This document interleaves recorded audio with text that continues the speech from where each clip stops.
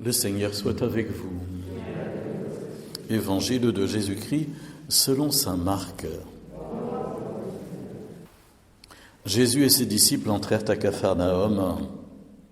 Aussitôt, le jour du sabbat, il se rendit à la synagogue et là, il enseignait. On était frappé par son enseignement, car il enseignait en homme qui a autorité, et non pas comme les scribes. Or, il y avait dans leur synagogue un homme tourmenté par un esprit impur qui se mit à crier « Que nous veux-tu, Jésus de Nazareth? Es-tu venu pour nous perdre? Je sais qui tu es le Saint de Dieu. » Jésus l'interpella vivement. « Tais-toi, sors de cet homme. » L'esprit impur le fit entrer en convulsion, puis, poussant un grand cri, sortit de lui.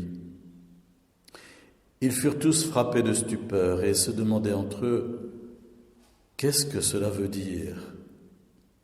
Voilà un enseignement nouveau, donné avec autorité. Il commande même aux esprits impurs et ils lui obéissent. Sa renommée se répandit aussitôt partout dans toute la région de la Galilée. Acclamons la parole de Dieu.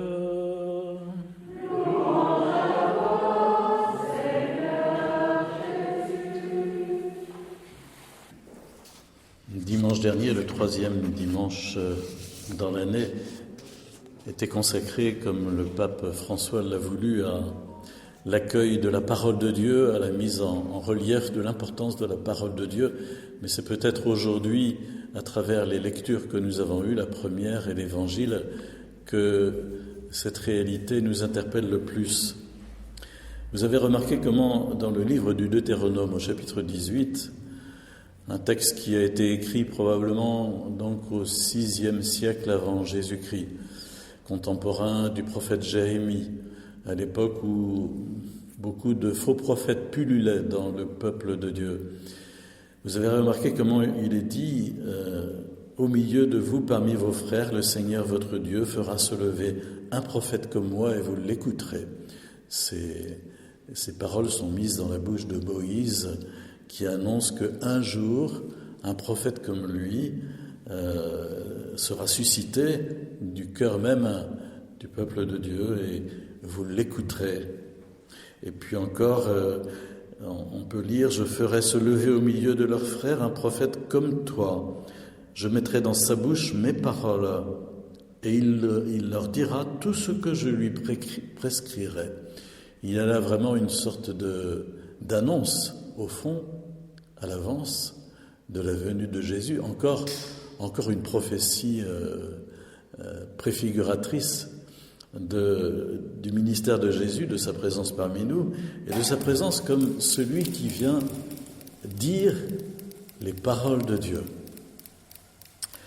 Et on retrouve évidemment cette exclamation dans l'Évangile où les gens, en écoutant l'enseignement de Jésus, je ne sais pas si vous avez remarqué qu'au moins par 2 fois, on nous parle de Jésus qui enseignait en homme qui a autorité, qu'on était frappé par son enseignement. Et encore, les gens disent, voilà un enseignement nouveau donné avec autorité. Comment les gens étaient frappés par la puissance, la vérité, la lumière qui était contenue dans les paroles de Jésus. Et c'est mis en relief beaucoup plus encore que l'exorcisme dont nous avons entendu le récit, qui lui est limité à quelques versets. Au fond, ce qui frappe les gens, c'est moins l'exorcisme que la puissance de la parole de Jésus. Évidemment, la puissance de la parole de Jésus mise en œuvre à travers la libération d'un homme, mais cette puissance de la parole de Dieu qui touche les cœurs. Le pape François, en ce moment, fait une série de catéchèses sur la prière. Et mercredi dernier, il a fait une catéchèse sur prier avec la Bible. Il parle de différentes formes et de différentes façons de prier. Et mercredi dernier, il a parlé de prier avec la Bible. Je vous lis juste quelques extraits. Vous pourrez trouver son texte sur mon site petiteécolebiblique.fr. Il dit ceci: je voudrais aujourd'hui m'arrêter sur la prière que nous pouvons faire à partir d'un passage de la Bible. Les paroles de l'Écriture sainte n'ont pas été écrites pour rester emprisonnées sur du papyrus, sur du parchemin ou sur du papier, mais pour être accueillies par une personne qui prie en les faisant germer dans son cœur. La parole de Dieu va au cœur.